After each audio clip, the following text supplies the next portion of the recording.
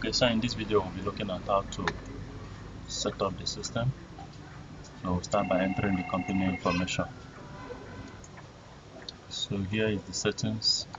Here enter the company name, select country, business address, postal code, business phone number, business email, tax, VAT number, invoice heading, currency ISO code, and then invoice footer. And then here we have the paper size,